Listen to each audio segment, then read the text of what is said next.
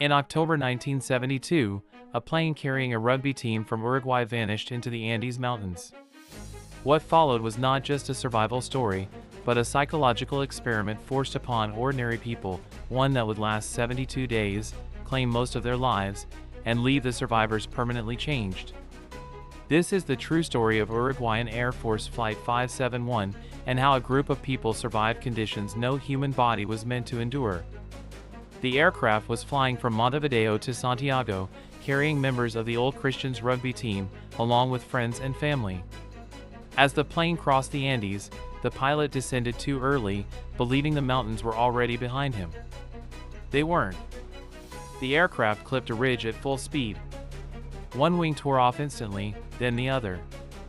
The fuselage slammed into a glacier and slid violently through snow and ice before coming to a sudden stop. 12 people were killed on impact. Others were thrown forward, crushed, or severely injured. When the wreckage finally came to rest, the survivors were stranded more than 3.5 kilometers above sea level, surrounded by endless white peaks in every direction.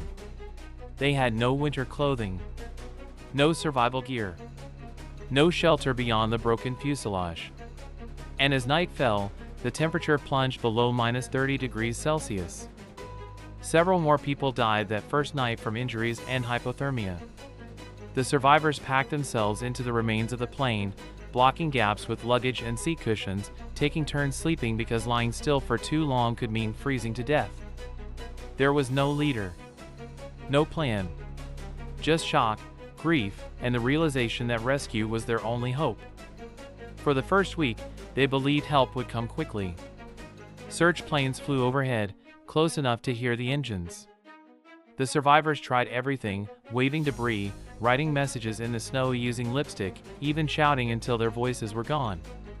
None of it worked.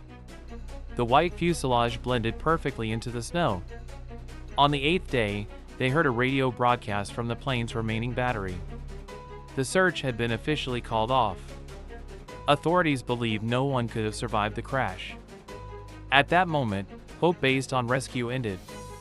What replaced it was far more frightening, the understanding that survival depended entirely on themselves. Food was already gone. A few chocolate bars, some wine, small snacks, everything had been rationed and consumed. There was nothing living in the frozen mountains. No plants. No animals.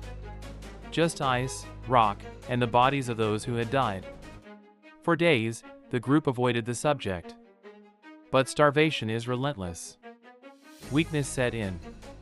People stopped being able to stand. Eventually, the unthinkable was spoken aloud. If they wanted to live, they would have to use the bodies of the dead as food. The decision was not made quickly. They debated. They prayed. They cried. Most of them were deeply religious and understood the moral weight of what they were considering. But they also believed something else, that those who had died would want the others to live. In the end, it was a collective decision. No one was forced. No one was excluded. That choice, as horrifying as it was, saved their lives. With food secured, the group began to change. Survival required structure. Roles were assigned. Some focused on melting snow for water. Others cared for the injured. Rations were controlled carefully. Night watches were organized to ensure no one slipped into fatal hypothermia. What had once been a group of frightened passengers became a functioning micro-society. Then disaster struck again. An avalanche roared down the mountain, burying the fuselage in seconds. 8 more people were killed, trapped beneath snow in total darkness. The survivors were entombed for days, breathing recycled air, convinced they would suffocate. Somehow, they dug themselves out. After the avalanche, it became clear that staying meant eventual death. The mountains around them were far higher than they had imagined. Their assumptions about their location were wrong. But 2 of the survivors volunteered to attempt the impossible, to walk out of the Andes and find help. They fashioned crude insulation from seat fabric and wire. With no map, no climbing equipment, and no real understanding of what lay ahead, they began walking. For 10 days, they crossed glaciers and peaks, surviving on tiny portions of food, sleeping in the open, climbing slopes that seemed endless. When they finally descended far enough to see greenery, they encountered a Chilean herder across a river.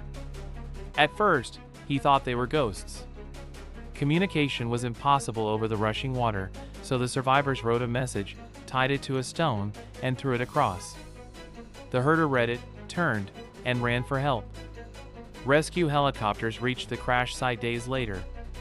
After 72 days in the Andes, 16 people were pulled from the mountain alive. The world reacted with disbelief, then outrage, then eventually understanding. The survivors did not hide what they had done. They explained their decisions openly. They spoke about necessity, about cooperation, about the thin line between civilization and survival. This story is not remembered because of the horror. It endures because of what it reveals. When everything is stripped away, comfort, law, certainty, humans do not survive alone. They survive together.